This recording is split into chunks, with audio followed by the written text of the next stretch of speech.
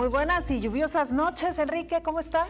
Hola, muy buenas noches. ¿Cómo te va, Belén? Tremenda ¿Cómo están todos? la lluvia esta tarde, ¿no? Tremenda las lluvias de esta tarde, ¿no? Porque no deja de llover prácticamente desde las 5 de la tarde. Pues digamos que más o menos en el poniente de la ciudad y bueno, listos para platicar de temas políticos. Sí, hay muchos temas que compartir con usted esta noche. Esperemos que nos esté acompañando ya ahí en casita, en el calor del hogar y pues, ¿por qué no con una bebida caliente? Y como caliente, lo hemos dicho, Enrique, es el ambiente político que se vive hoy por hoy en Estados Unidos. Hoy queremos dedicar algunos minutos, digamos que a explicar cómo es el proceso de selección de un presidente o de elección de un presidente en Estados Unidos. Un modelo que nos es un tanto ajeno, Enrique, y por lo tanto nos resulta difícil de comprender, pero esperamos que hoy con este ABC de cómo se elige un presidente en Estados Unidos nos quede más o menos claro. Teníamos preparado precisamente un gráfico que estaremos viendo en pantalla en unos momentos, porque lo primero que tendríamos que decir, Enrique, es que en Estados Unidos no existe el voto popular o directo para elegir al presidente, que esta es una responsabilidad que cae en los integrantes del colegio electoral, que se integra por más de 500 personas provenientes de 50 estados y del Distrito de Columbia, la capital, por cierto, y que depositan los votos por el candidato que haya ganado en su distrito. Exacto. Hay que decir que quien acumule 270 o más votos electorales, pues gana la presidencia, ¿no? Y digamos que ahí está el primer paso, las elecciones primarias, Enrique. Sí, bueno, hay que recordar, antes de explicar exactamente el proceso, Belén, hay que recordar que están obligados los partidos, a diferencia de lo que pasa en México, están obligados los partidos a lo que se llama hacer un proceso de primarias, es decir, a elegir democráticamente a sus candidatos. Es decir, no es como en México que a cada partido se le pega la gana y elige como quiere, es decir, el PRI tiene el famoso dedazo, bueno, las convenciones de delegados, el PAN también tiene sus delegados para elegir, el PRD a veces lo hace por votación abierta, otras veces por encuesta. Es decir, en Estados Unidos, Partido Demócrata y Partido Republicano están obligados a iniciar un larguísimo y tortuoso proceso de primarias. Un larguísimo y tortuoso porque al final, Belén, venimos hablando de las primarias del Partido Demócrata, bueno, en el caso del Partido Republicano y del Partido Demócrata, en este caso, porque ya Barack Obama no se puede reelegir por tercera ocasión, por supuesto, empezaron prácticamente en enero. O sea, estamos hablando de prácticamente que es todo el año electoral, inicia en enero y concluye con la elección el primer martes de noviembre en todos los Estados Unidos, donde se eligen los delegados que después esos delegados tendrán que elegir al presidente de los Estados Unidos. Una forma de elegir que se remonta prácticamente a los orígenes de la nación americana, es decir, de Estados Unidos. Estamos hablando de un acuerdo en donde, digamos, los delegados de los estados, hay que recordar que Estados Unidos, al igual que México, pero ahí sí se vive realmente, es un estado federal, y por lo tanto los estados que integran la federación, la Unión Americana, son muy importantes y mandaban a sus delegados para elegir al que sería el presidente de la Unión Americana en su momento. Ese sistema se mantuvo con el tiempo y ya ha tenido sus debates, digamos. Uno que pues es raro que un sistema presidencial en donde el votante no elige directamente al presidente.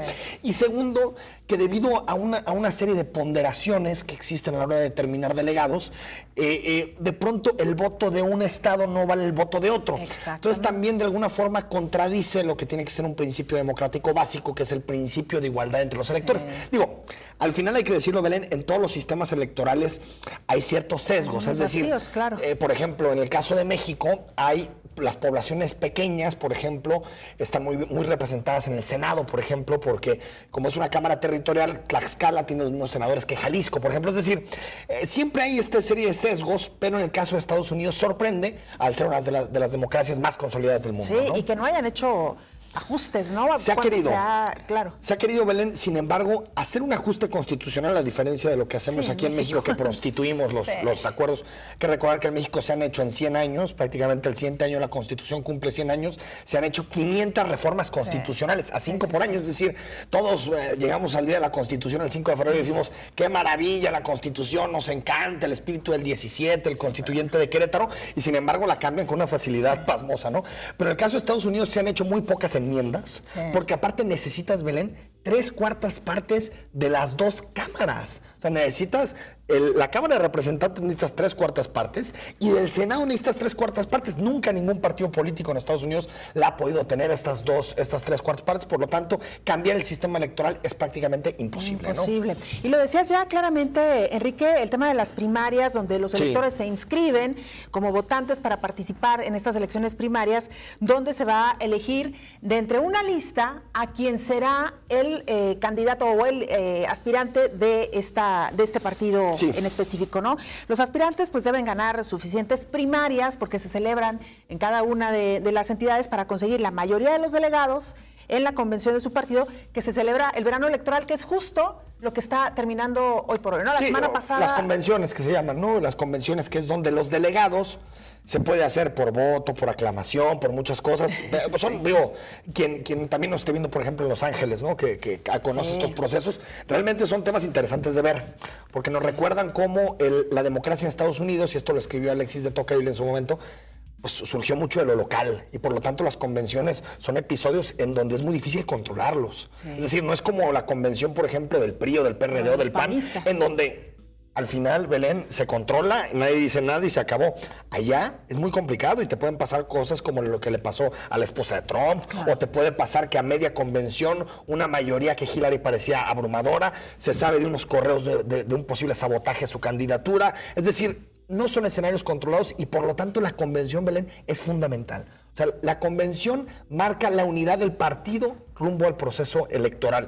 En el caso, creo que del Partido Republicano, y bueno, tal vez nos lleguen por ahí algunos mensajes de echándonos pelea, pero creo que Donald Trump hizo una extraordinaria convención, quitando lo de su esposa y el escándalo de haber copiado el discurso, que bueno, ya lo platicaremos en alguna ocasión más detenidamente. Creo que unió al Partido Republicano, y las encuestas te dicen que en torno al 90% de los potenciales votantes republicanos ya lo asumen como su candidato cuando había diferencias claras, ¿no? Y en el caso de los demócratas, creo que al final, no sé qué opinas, Belén, Michelle Obama logra de alguna forma tejer un poquito un partido demócrata que estaba dividido, y creo que el primer día de convención sí fue terrible, ¿no? Se notó claramente la división entre los que apoyaban a Sanders, entre los que apoyaban a Hillary, y Hillary lució muy del sistema, ¿no? Sí, no sé, o sea, como una candidata muy de la continuidad, y creo que eso es lo que le va a costar trabajo de cara a la elección de noviembre. Una figura interesantísima la de Bernie Sanders en esta convención, que como bien lo decía, son escenarios que no controlas, porque durante el discurso de Bernie Sanders pues escuchamos claramente los abucheos y cómo alguna parte de los que estaban ahí, de los delegados, pues evidentemente mostraron su rechazo a Hillary. Lo hemos dicho también, las figuras de Hillary y de Sanders, de alguna manera, pues tan distintas, ¿no? Sanders más cargado a la izquierda. Súper cargado a la izquierda. Para Estados Unidos es casi un radical, ¿no? Sí.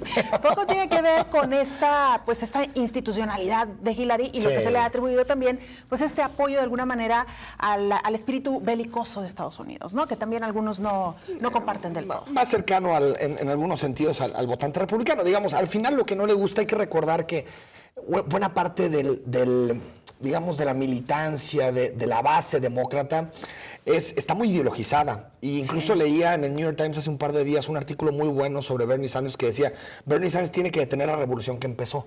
Ahora la tiene que detener, porque después de al monstruo. Es que no, al final el discurso de Bernie Sanders es un discurso muy potente, porque es un discurso en donde tú dices, es una democracia secuestrada por Wall Street, secuestrada por los grandes intereses, donde las políticas de Obama lo que han hecho es favorecer a unos cuantos y no a todos. Es decir, es un discurso muy potente, y sin embargo Bernie Sanders, creo que incluso, no sé qué opinas, Belén, pero como que no se la creía cuando estaba hablando. Tenía que decir: oigan, para detener al otro energúmeno, para detener a Donald Trump, tenemos que apoyar a Hillary Clinton, a pesar de que Hillary significa el sistema, significa los grandes intereses, significa las corporaciones transnacionales. Es decir, es un papel muy complicado el que le tocó a Bernie Sanders jugar en la convención, y sin embargo, creo que fue en términos beisbolísticos, un fly de sacrificio, ¿no? Totalmente. Por el partido, ¿no? Y por cuestionado, porque él fue uno de los principales perjudicados con esta supuesta manipulación, ¿no? Para los votantes que se dieron a conocer a través de estos correos. Aún así, va a la noche de la convención y muestra su apoyo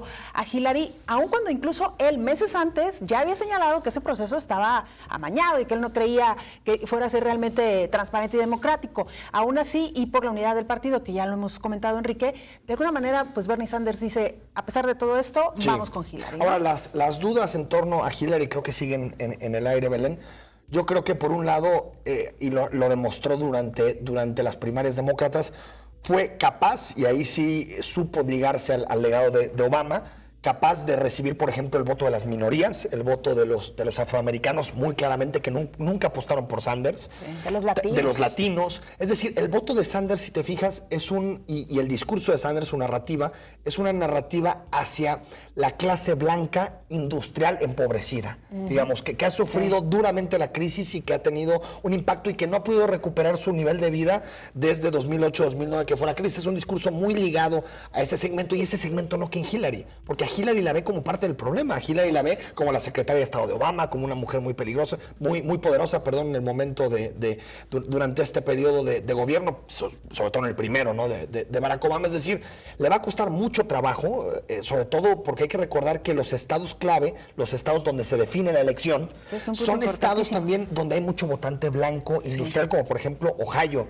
En Ohio tiene forzosamente, ya otros como por ejemplo Nuevo México o incluso California, que es swing state latinos, en varias, ¿no? Son más latinos, y ahí creo que Hillary parte con buena ventaja. En otros como Ohio, Montana y los del norte, le puede costar. Incluso te diría que en estados muy liberales como Massachusetts, por ejemplo, ¿no? Que están ya más a la izquierda. Obviamente los lugares fuertes de Hillary, todos lo sabemos, es pues Maryland, Nueva York, ¿no? Esas zonas son, digamos, como lo fuerte, ¿no? Sí, y que de alguna manera esto es lo que ha venido fortaleciendo la figura de Donald Trump contra todos los pronósticos y contra todo lo que se ha dicho de Donald Trump.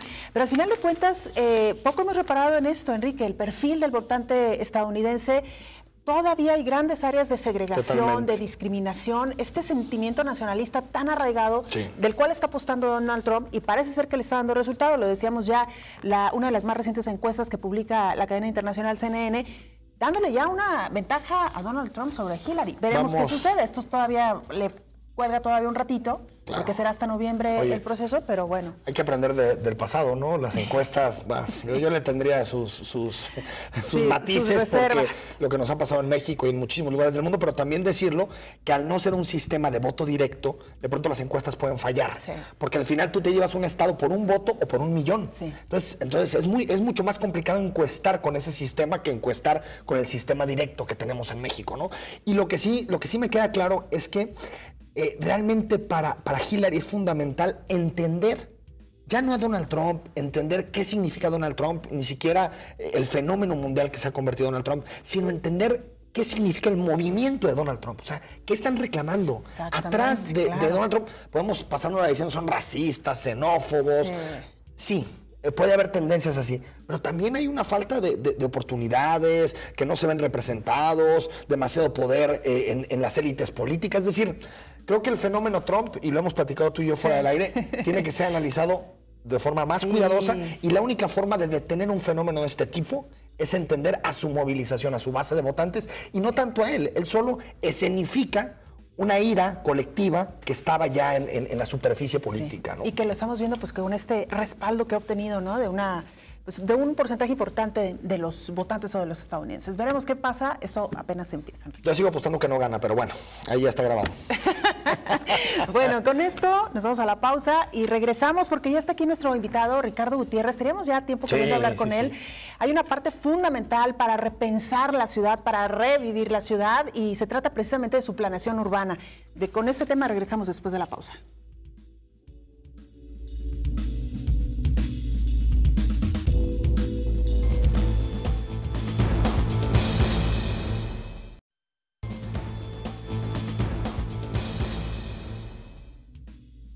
El Plan de Ordenamiento Territorial Metropolitano, por sus siglas POTMET, fue presentado por el Instituto Metropolitano de Planeación en junio de 2016, y los objetivos de este pretenden determinar el rumbo y el ritmo de evolución del área metropolitana de Guadalajara. A grandes rasgos, es un plan muy prometedor, pues abarca temas desde la movilidad, planeación urbana y ecológica, sustentabilidad ambiental, hasta el desarrollo económico y social. Después de poco más de 30 años sin contar con una planeación de este tipo en la ciudad, ¿qué representa el POTMET actualmente para todos los ciudadanos? ¿Cuáles son sus alcances y sus déficits? Esta noche en Perspectivas nos acompaña Ricardo Gutiérrez Padilla, director del IMEPLAN. y de Trump a la zona metropolitana de Guadalajara. Que no hay mucha distancia, bueno, un poquito. No hay tanta, ¿no? Sí, si tomamos en cuenta qué tan grande es el mundo, no hay tanta. Sí. Ricardo Gutiérrez Padilla, director del IMEPLAN, muy buenas noches. Buenas noches, muchas gracias, Belén. Gracias. Gracias por estar aquí, es tu casa, Ricardo. Preguntarte primero bueno, el PodMet es fundamental como discusión. ¿Cómo has visto las reacciones posteriores a su presentación, el debate público que ha habido en torno al PodMet? Yo digo que muy interesante y yo lo considero como un elemento que enriquece la propuesta, ¿no? Siempre será mejor contar con aportaciones, con visiones distintas que nos permitan comprender mejor lo que la gente espera, lo que la gente propone para elevar la calidad de vida en la ciudad, para propiciar, digamos, un funcionamiento más armónico, más incluyente para todos. Y esa parte yo la celebro, me parece que es muy buena. Lo que me parece un poco más difícil, digamos, de entender es por qué no se hizo a tiempo. Si tuvimos un calendario muy claramente comunicado, si estuvo la consulta pública, si estuvieron los foros abiertos, si se han cursado y turnado invitaciones, ¿por qué no se expresaron muchas de esas voces en el tiempo y en la forma conveniente, adecuada, oportuna? Ricardo, ¿qué tan factible, posible es proyectar o pensar una ciudad a más de 20 años en medio de variables que son eso, que son totalmente inconstantes? Tenemos desde lo político hasta lo económico, hasta lo social. ¿Quién sabe qué tendremos en 20 años en Guadalajara, en esos terrenos, no? Yo creo que esa es tal vez la parte más débil en la planeación. No puedes contar con escenarios ciertos. No puedes partir de los supuestos, digamos, fundamentales, de base científica. Tienes que manejar tendencias, tienes que manejar escenarios a la alta, intermedios a la baja, pero de cualquier manera tienes que proyectar el futuro de la ciudad. Es decir, una ciudad que no sabe dónde está y no sabe hacia dónde va, es una ciudad que puede cometer muchos más errores de los que ha cometido hasta ahora. A Guadalajara le ha salido muy caro no haber logrado a tiempo los consensos para definirse como una gran metrópoli en la que haya un modelo compartido de ciudad, y eso es lo que estamos logrando en estos días. Por fin nos estamos poniendo de acuerdo en el tipo de ciudad que queremos construir para el futuro, en cómo nos vamos a organizar, cuáles son los ejes estratégicos, qué le toca a cada uno, qué vamos a lograr en qué tiempo, y eso me parece que ya es bastante. Me recuerdo una plática que tuvimos, Ricardo, en otro espacio, que me decías que el PodMet respondió a una visión policéntrica de la ciudad, es decir, una visión de muchos centros, ¿no? Y me queda claro que ya vivimos así, ¿no? Es decir, ya hay muchos centros en la ciudad, desordenados y lo que me digas, pero hay muchos centros. Pero me gustaría preguntarte, ¿tú crees que socialmente, más allá de los acuerdos políticos, institucionales, se entiende ya este concepto? Es decir, ¿la gente ya lo tiene en la cabeza, esto del policentrismo? No como un concepto, sí como un referente. Es decir, la gente vive en la policentralidad sin saberlo. Es decir, la gente se mueve de un sitio a otro, hace, digamos, su vida productiva en una centralidad, hace educación, tiene servicios, disfruta equipamiento cultural en otras. Ya se mueve en un sistema policéntrico aún sin percibir el concepto. Claro. ¿La gente está lista para vivir de una manera diferente? Yo creo que sí. Porque hemos sufrido tanto, digamos, el modelo de dispersión, ese que ha dilatado en el territorio a la ciudad, que la calidad de vida se ha degradado mucho. Entre más lejos estamos, menos vivimos y menos disfrutamos nuestra vida. Y entonces la gente ya está lista, la gente sabe que quiere vivir de otra manera, más cerca de su centro de trabajo, con escuelas más cercanas, con equipamiento cultural más cercano, con parques, con unidades deportivas, con centros culturales que le permitan reducir la escala a una dimensión más humana, y creo que sí estamos listos para eso. Y en ese sentido, bueno, decía el arquitecto Félix Sánchez que los centros históricos delatan a una ciudad al final de cuentas, porque él decía, por ejemplo, que permite saber si una ciudad es para todos o solamente para algunos, solo a través de su centro histórico. Bajo ese contexto y esa perspectiva, ¿qué tipo de centro histórico tenemos? Bueno, hoy por hoy un desastre, es decir, por muchas razones. El abandono, el despoblamiento, la pérdida de identidad, la degradación del espacio público, las obras que se están ejecutando ahora, que bueno, son necesarias, pero que también tienen un efecto sobre la dinámica, sobre la atractividad y la competitividad del centro. No es interesante para la gran mayoría de las personas ir al centro ahora. No. ¿Para qué? Porque lo padeces, lo sufres, no lo disfrutas, pero es transitorio. Ya hay un modelo de recuperación para el centro histórico de Guadalajara, pero también para Zapopan, también para Tlaquepaque y para los demás en el área metropolitana, pero particularmente el de Guadalajara, el centro histórico de la ciudad referente, de la ciudad nuclear de nuestra metrópoli, tiene ya una serie de proyectos muy interesantes de renovación, de transformación, para volverlo mucho más disfrutable, para tranquilizarlo, para volverlo un sitio en el que tengamos el interés por ir y por estar, por encontrarnos y convivir. Y todo eso va a ocurrir tan pronto como se avancen las obras del tren ligero, y en la medida que vaya saliendo la obra profunda, viene la recuperación de la imagen, el equipamiento, el espacio público y todo, digamos, el momento glorioso que Guadalajara representaba en su centro histórico y que poco a poco se fue perdiendo. Nos tenemos que olvidar los tapatíos, Ricardo, de esta añoranza de un único centro, de todos estar conectados. Ya esa idea es insustentable. Sin duda, por el tamaño de la ciudad ya no da para eso. Es decir, podrás ir al centro de Guadalajara en alguna ocasión y probablemente en otro te interese ir a Zapopan y probablemente en otro te interese ir a los pueblos de Tlajomulco y a la ruta, digamos, de las iglesias franciscanas. Ya no se puede vivir como se vivía hace 30 años. La ciudad de hoy es muy distinta, es muy diferente. Tenemos que entender eso y tenemos que aprender a adaptarnos a esta nueva realidad. No es la añoranza la que nos va a mover hacia adelante. La añoranza suele ser un ancla a un pasado que no regresa. Lo que necesitamos es recuperar los elementos fundamentales de lo que es muy valioso y perdimos.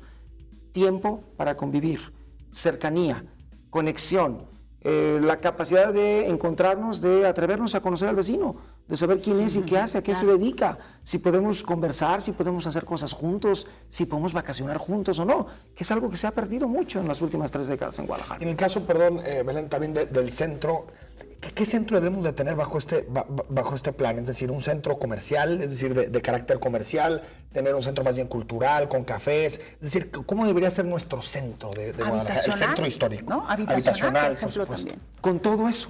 Curiosamente, los centros que tienen más viabilidad, que se vuelven más atractivos, son centros vivos. No son centros que se convierten en representaciones digamos, fijas de un pasado glorioso, por ejemplo. Claro. Son centros en los que hay jóvenes y hay adultos, en donde hay comercio de día y también actividad de noche, en donde hay recreación y donde hay cultura, en donde hay parques y no solamente, digamos, museos o esculturas. Son centros que se viven, en los que la gente está constantemente en contacto, en movimiento, y esa diversidad, esa mezcla, esa vitalidad es lo que lo hace mucho más viable, más sustentable a lo largo del tiempo. Oye, Ricardo, pero que nos estamos entreteniendo tanto en el tema del centro, vienen muchos otros temas más.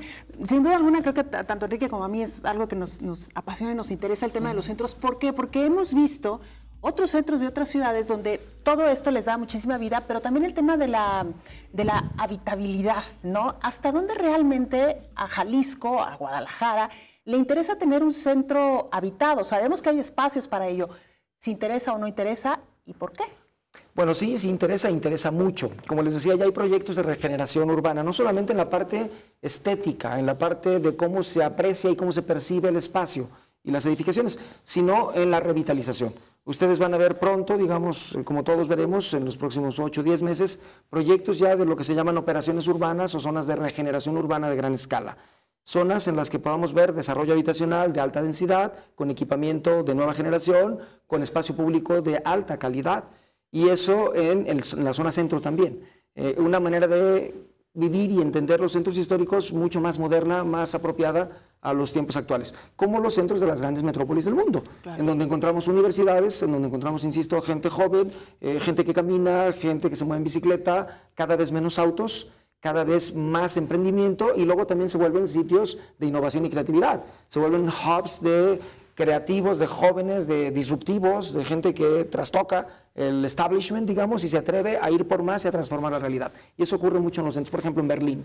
Claro. Uy, sí, Berlín es claro que tampoco tiene un centro, ¿no? Determinado, es policéntrica. Tienes Barcelona, que tienes, ¿no? Bueno, exactamente, es una ciudad muy avanzada, muy moderna, que se basa en la estructura de policentralidad, es decir, una red de ciudades o una red de centralidades en donde la vida ocurre en todas partes. Muy bien conectada. Y muy bien conectada. ¿En parte tiene que ver con Ciudad Creativa Digital también? Por supuesto, Ciudad Creativa Digital es uno de los nuevos proyectos de regeneración, aunque en sí mismo tiene ya muchos años y no ha volado como se esperaba. Con el impulso del nuevo ordenamiento territorial, lanza, digamos, una nueva etapa y está contemplado para que arranque muy pronto ya en la concepción de un distrito de renovación urbana de alta vitalidad. Muy pronto lo verán también. Y como ciudad, y alguna ciudad mexicana, Ricardo, bueno, se me viene a la mente que a mí me impactó el desarrollo Querétaro. El centro histórico de Querétaro, precioso, de unos años ahora me parece bellísimo y también muy bien conectado, muy bien articulado. ¿Se puede recuperar así el centro de Guadalajara? Sí, por supuesto. De hecho, Guadalajara ahora como modelo, digamos, en lo que es la estructura planeada, se convierte ya en el referente nacional. Porque en Querétaro te encuentras eso en el centro y te lo puedes encontrar en 1 o 2 puntos más. Exacto. Pero no es un sistema integral, digamos, de ciudad que tenga una apuesta muy clara de hacia dónde se va a mover. En esas condiciones, Guadalajara es hoy el referente para Latinoamérica. Es decir, que Querétaro más bien se metió al centro histórico. Querétaro siempre ha cuidado su centro histórico y lo ha mejorado mucho. Puebla ha hecho también una recuperación muy interesante de su centro histórico, pero salvo 2 o 3 otras, digamos, intervenciones relevantes, no hay un diseño completo de ciudad, no hay una proyección como sistema de ciudad al futuro, y eso es lo que Guadalajara sí tiene ya y ya está operando. Ahora, ¿periferia o centro? ¿Qué apostamos para el desarrollo urbano y habitacional? A todo. Para la periferia se trata de crear modelos de ciudad compacta, es decir, consolidar centralidades.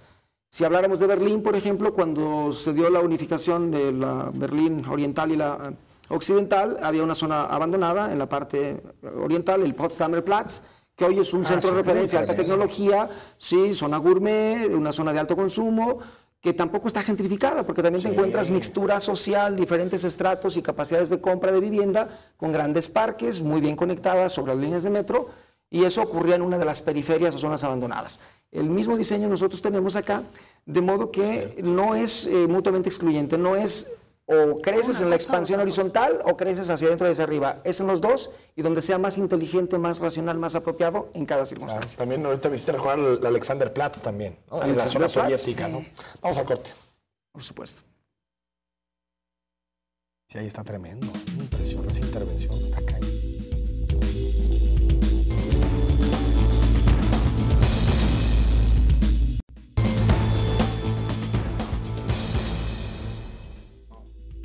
Platicando del Plan de Ordenamiento Territorial Metropolitano con Ricardo Gutiérrez Padilla, director del IMEPLAN, y nos dice Carlos Martínez, excelente y clara entrevista a Ricardo Gutiérrez, director del IMEPLAN. Bueno, pues muchas gracias. Gracias. Preguntarte, Ricardo, hubo distintos cuestionamientos al PodMed que los hemos platicado, muchos ya los has agotado en términos de su respuesta, pero uno me parece que es interesante abundar, que es el asunto de si en realidad el PodMed asume una ciudad demasiado extensa.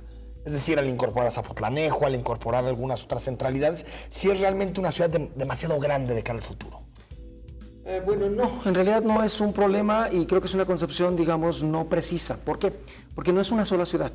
Es decir, cuando tú hablas de Zapotlanejo, por ejemplo, te refieres al área metropolitana de Guadalajara. Claro. Y el área metropolitana de Guadalajara tiene 9 ciudades. Ah, mira. Son las cabeceras de los 9 municipios, y entonces estás hablando de un sistema de ciudades, no de una sola ciudad. Ahora, ¿es demasiado extensa y dilatada? No, porque no se trata de que la ciudad central crezca y se vaya comiendo todo a su paso, como si fuera un Pac-Man, digamos. Ustedes son muy jóvenes, no saben lo que es un Pac-Man, no, claro, pero que se fuera fagocitando todo en el camino y se va comiendo todo. No es el diseño. El diseño es ahora, por el contrario, recompactar la vida en centralidades, crear una red de centralidades, como la red universitaria en Jalisco, la Universidad de Guadalajara. ¿Es demasiado grande la Universidad de Guadalajara para el Estado? Claro que no. Es un asunto de escala y de modelo de organización, de nodos vitales y de vínculos entre los nodos, de qué hace cada uno y qué significado tiene en su comunidad. Y es un diseño muy similar al que tenemos para el área metropolitana. Eso quiere decir, digamos, para también limar algunos miedos, eso no quiere decir que se vayan a disparar los cotos para todos lados por el hecho de que existe una ciudad demasiado grande. Es decir, no va a ser el modelo Tlajomulco ni el modelo... Ese modelo se acabó. Por el contrario, con el PodMed lo primero que tenemos es una terapia de choque. Se acaba el modelo de expansión, el de dispersión desordenada, caótica, sin reglas, sin controles, sin referentes. No más Chulas Vistas, no más Valle de los Molinos. Se acabó.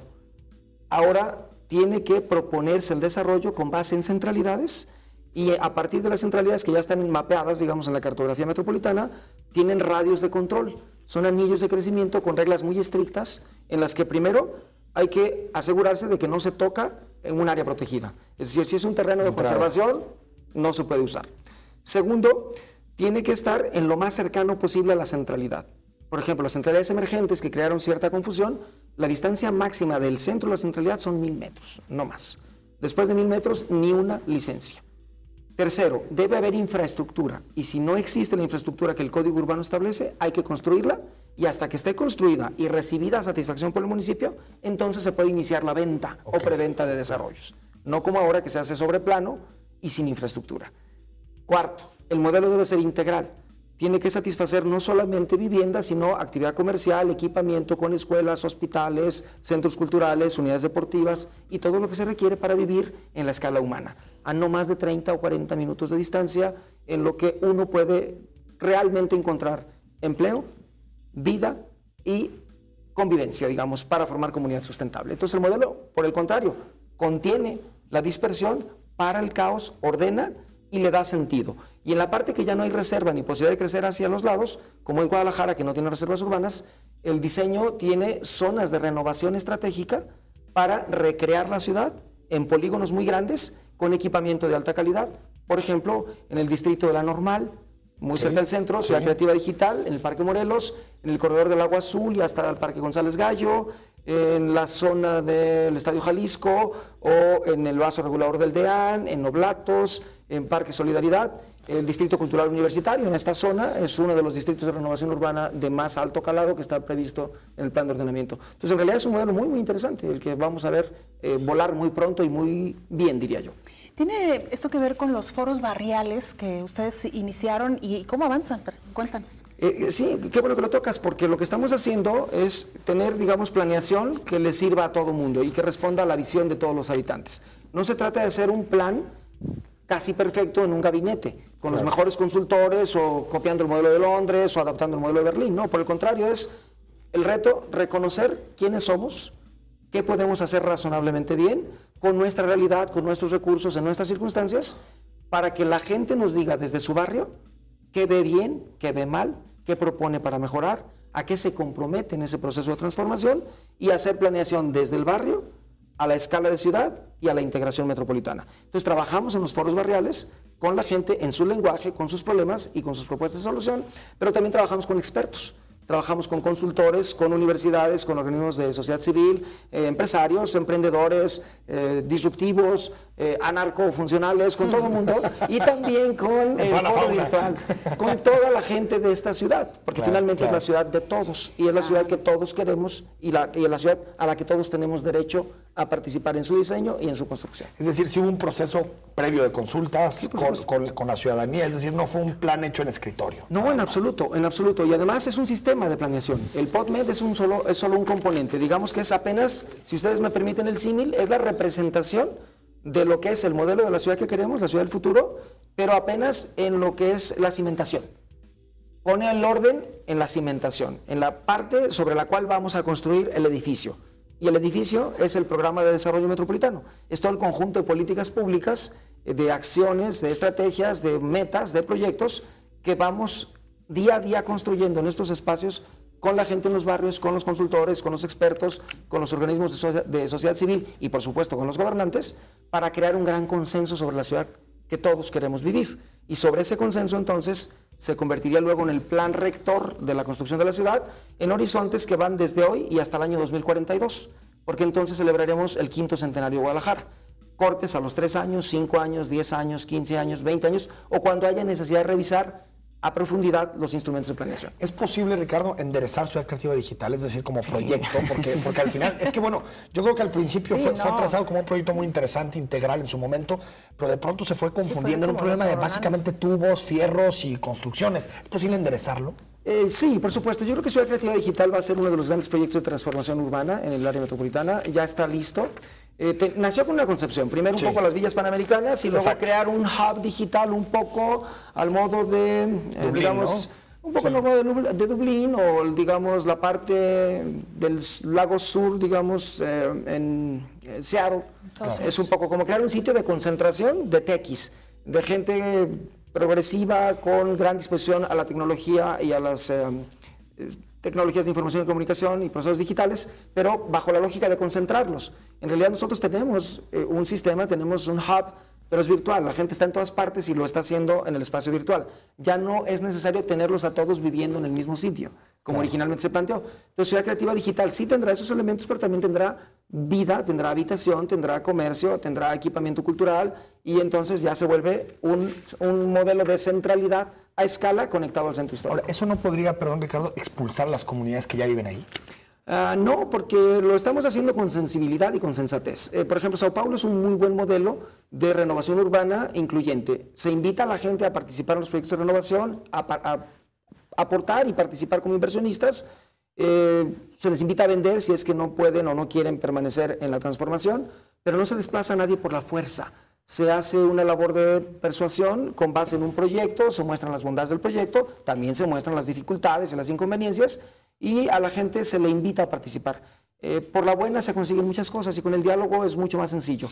No es un proceso de gentrificación, en donde a golpe de dinero el que tiene más desplaza, o sea, ya está. No se está planteando como eso. De hecho, es por el contrario un modelo de mezcla, de integración de diferentes estratos socioeconómicos, de diferentes culturas, trayectorias, porque eso es lo que le da riqueza a las comunidades y las hace mucho más potentes, mucho más capaces. Claro. Siguiendo con esta tónica de poner remedio a lo que parece irremediable, lo comentábamos un poquito fuera del aire, ¿cómo recuperamos, cómo le damos sentido a estas más de 70,000 viviendas abandonadas, tan solo en el municipio de Tlajomulco? No queremos saber cuántas más en la zona metropolitana.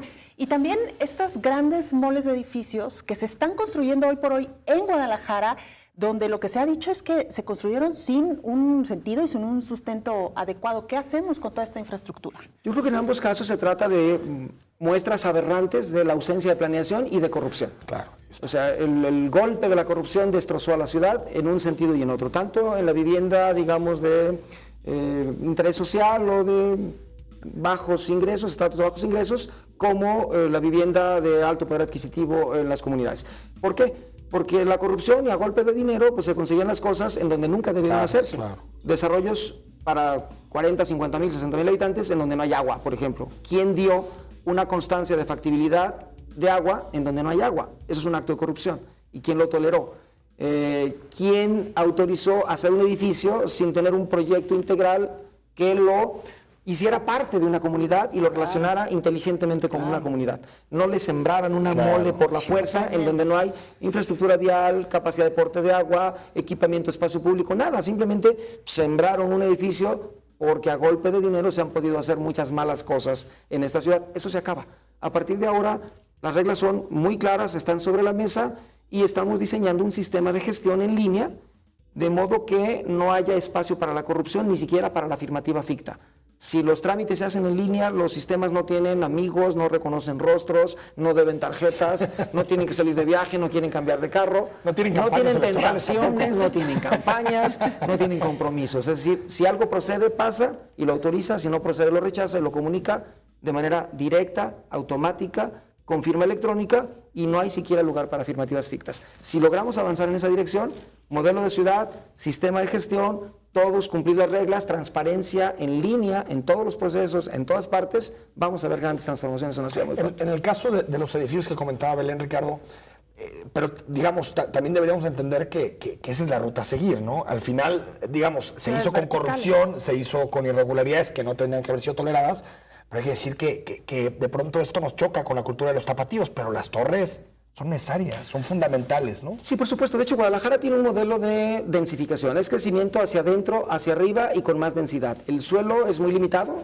es muy caro. En consecuencia, claro, hay poco y prácticamente lo que ha ocurrido es que no ha sido parte de un diseño integral. Eso es lo que yo insisto. Exacto. Lo que ahora tenemos en el POTMED son diseños de polígonos grandes, conceptos integrales, en donde el edificio se integra con equipamiento público, claro, con área comercial, con empleo, con rutas de transporte masivo o colectivo o no convencionales para que puedas caminar, para que te puedas mover en la bicicleta, para que puedas cargar en una estación un auto eléctrico, es decir, todas las modalidades vinculadas al diseño de la transformación urbana.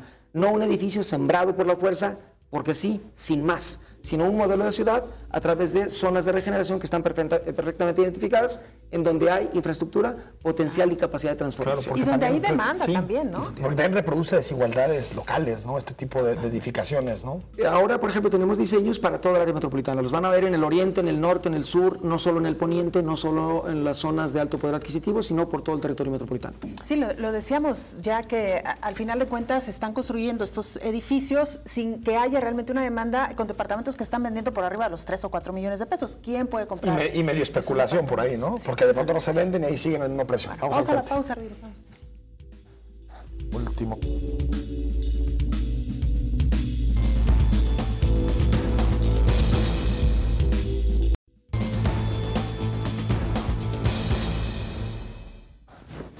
Estamos de regreso esta noche en Perspectivas. Muchas gracias a usted por acompañarnos. La charla esta noche con Ricardo Gutiérrez, director del IMEPLAN. Y bueno, un poco para ir redondeando algunos temas, Jalisco cuenta ya con una ley de equilibrio ecológico o de cambio climático. ¿Hasta dónde realmente se ha considerado también este instrumento, este documento, dentro de los planes que se tienen para la ciudad?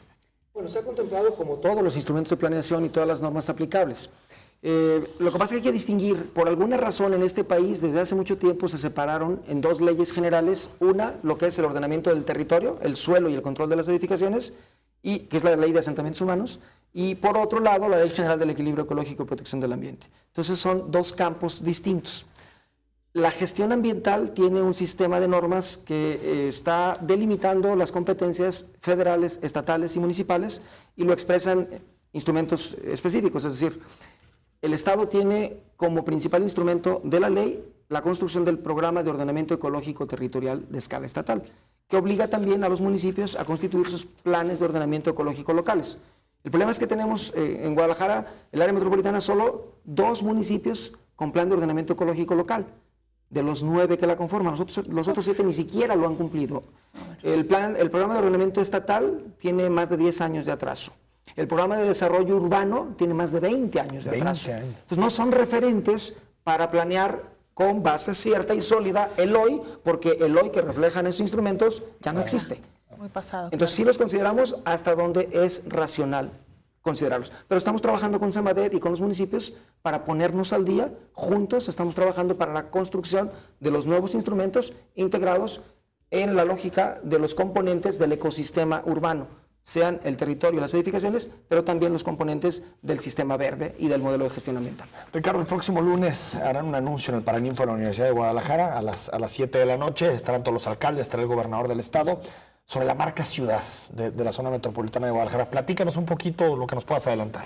Con mucho gusto. Bueno, marca ciudad es un insumo estratégico, está contemplado en la agenda metropolitana, es parte de los acuerdos de la Junta de Coordinación, es decir, de este equipo de 9 alcaldes y el señor gobernador, para posicionar el área metropolitana de Guadalajara en México y el mundo, para lanzar una nueva apuesta, para volvernos más atractivos ante el mundo, para lanzarnos el reto de ser más competitivos, para ser atractores de talento y también generadores de talento de aquí para el mundo. Es una apuesta de potenciar, digamos, lo mejor que tenemos y de atrevernos a competir con cualquiera en donde tengamos capacidad de triunfar. Marca ciudad, en este momento la marca para el área metropolitana de Guadalajara arranca con una capa de posicionamiento, de valores, de elementos de identidad, y a partir de eso se va desagregando en estrategias e instrumentos de comunicación que van resaltando todos los componentes del área metropolitana de Guadalajara. Cómo es el área metropolitana desde El Salto, cómo lo es desde Tonalá, desde Ixtlahuacán, de Tlaquepaque, exactamente. Cómo la diversidad de nuestra área metropolitana nos hace más ricos, más atractivos, más potentes frente al mundo, y lo que hace es tomar lo mejor de todos y representarlo de la mejor manera para salir al mundo en las mejores condiciones posibles. Ahora, supongo, Ricardo, que esto desplazará, o más bien deseo, más que supongo, desplazará todo esto de Jalisco es México y esta idea de vender turísticamente y los negocios la marca Jalisco, que ha sido sello de la administración de Emilio González y sello de la administración de Aristóteles Sandoval, ¿o no? ¿O conviven, coexisten? Coexisten y se complementan. El Estado tiene una manera, digamos, de representarse, tiene valores positivos muy interesantes. El Estado le ha apostado a creatividad e innovación, y ese es prácticamente, digamos, hasta como un eslogan de posicionamiento, pero también es un ethos del equipo de gobierno. Ha hecho una apuesta fuerte y Jalisco ha caminado ya bastante en esa dirección, y eso es muy bueno. Pero Guadalajara como ciudad, como área metropolitana, no puede confundirse con Jalisco. De hecho, el gran futuro del mundo es esencialmente urbano, son ciudades. Son localidades que en el día de hoy, las localidades significan tendencia metropolitana. Totalmente. Es una nueva realidad en donde la localidad, esto que es más tangible, más humano, cercano, más nuestro, más cercano, es lo que realmente nos define, nos identifica. Es decir, ninguno cuando sale al mundo dice yo soy jalisciense o vivo en Jalisco, uno dice vivo en Guadalajara o vivo en X o Y ciudad. Nuestra identidad está radicada con una ciudad en una ciudad. Ahí es donde vivimos, ahí es donde apostamos a hacer nuestra vida y deseamos hacer la mejor de las vidas posibles. Eso es marca Guadalajara. O otra, como Puerto Vallarta también, por ejemplo, ¿no? Tiene su identidad propia y subsumirla en Jalisco creo que le quita mucho de la posibilidad de negocios, de todo a las ciudades, sí, ¿no? Que son al final los actores, ¿no? A su máxima. Yo diría que son escalas y son nichos, es decir, hay elementos que se comunican para el Estado y desde el Estado, pero hay elementos que son mucho más íntimos, más propios, más cercanos, que son las ciudades, y en este caso el área metropolitana de Guadalajara arranca con eso. No es una campaña de posicionamiento turístico, no es un eslogan, no es marketing, ¿sí? Es la concepción, digamos, más sólida de lo que mejor nos identifica frente al mundo, para a partir de ahí hacer grandes apuestas frente al mundo, decirles, aquí estamos, somos esto, podemos con aquello, y ustedes y nosotros tenemos muchas cosas que hacer juntos. Nos presentamos, digamos. ¿Cuál sería un buen ejemplo de marca ciudad a nivel mundial?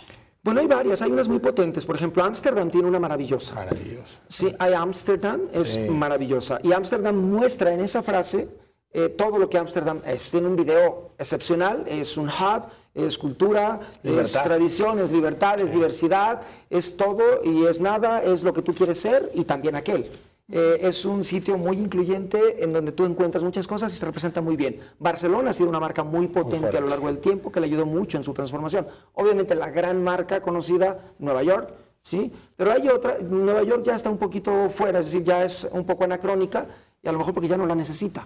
¿Sí? Claro, pero está posicionada. Es decir, pero ciudades de China, por ejemplo, que están peleando fuerte en el mundo sus liderazgos, o Seúl, por ejemplo, son ciudades que tienen marcas potentes. Guadalajara, en su escala, en su dimensión, en su región, puede convertirse muy pronto en una marca muy potente. La Ciudad de México lo intentó, ¿no? Ciudad de México tiene una, incluso ahora renovada, CDMX, pero no parece conectar mucho con la gente, no parece, y además hay muchos cambios en Ciudad de México, entre que es ciudad, pero es entidad federativa, es estado, entre que es lo que no era y parece ser una cosa que nadie sabe qué es. Entonces todavía no se definen claramente, ¿no? No, Guadalajara lo tiene mucho más claro. Creo que le va a gustar a la gente y creo que va a ser bien recibido. Porque hay más arraigo también en los tapatíos, en quienes conformamos la zona metropolitana, ¿no? Somos muy tapatíos y como diríamos acá, ya ocupamos una nueva marca. Para traducirlo. Ricardo, antes de que se nos agote el tiempo, no sé tú cómo lo tomas, si como un cumplido o como una agresión o un ataque, el que te relacionen o hablen de una cercanía con Enrique Alfaro. Hay, incluso hay quien se atreve a mencionar que fue él quien te colocó al frente del IMEPLAN.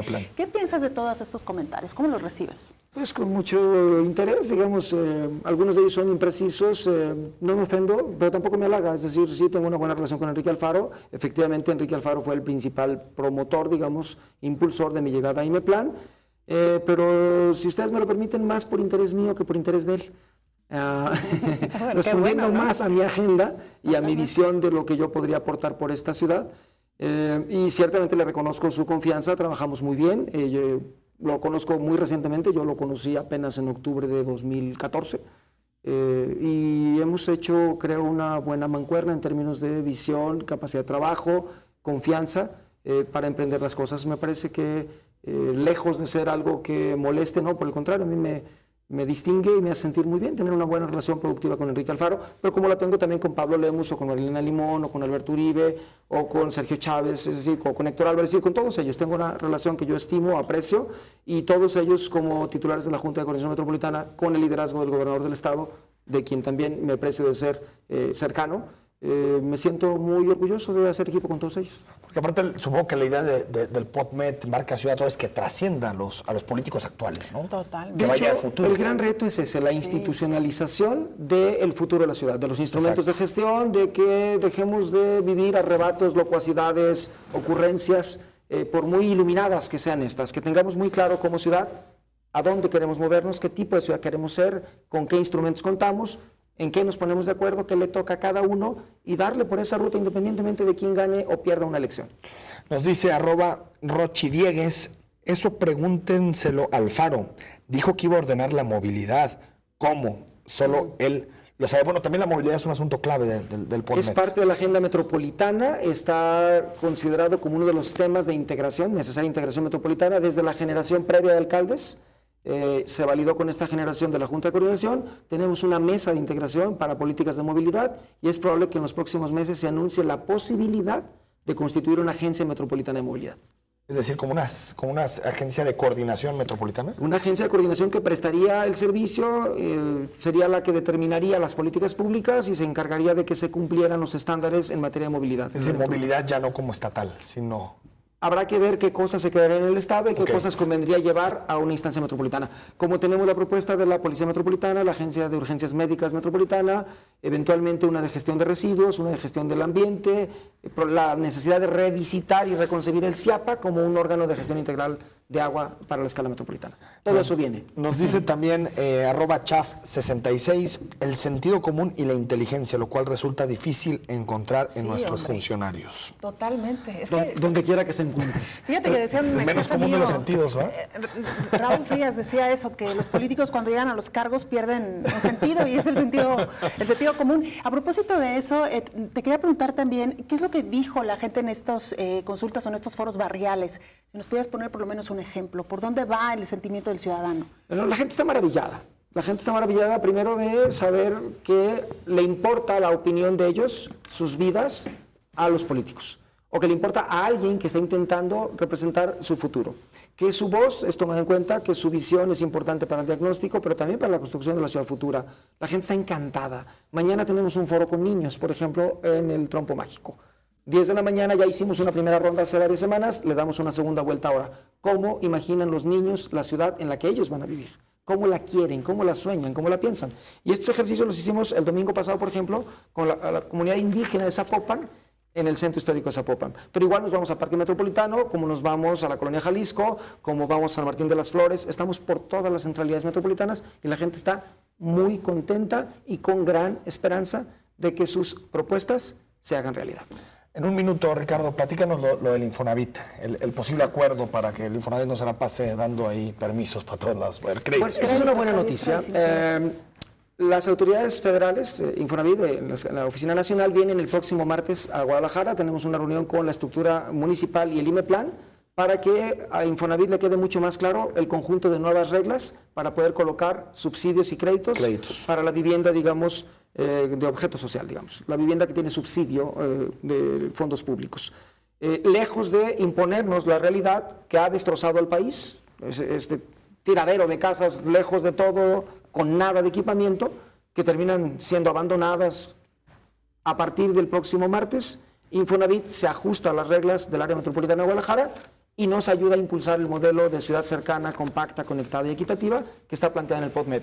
Y eso es un gran avance. Por primera vez en muchos años, lo local marca agenda en lo nacional. Claro. Ricardo, gracias. Muchísimas gracias la invitación para que nos acompañes de nueva cuenta. Faltaron muchos temas del estado de la juventud urbana en México. Sí, ese reporte también muy interesante. Bueno, Enrique, nos vamos. El viernes, Héctor Raúl Solís Gadea en Personaje.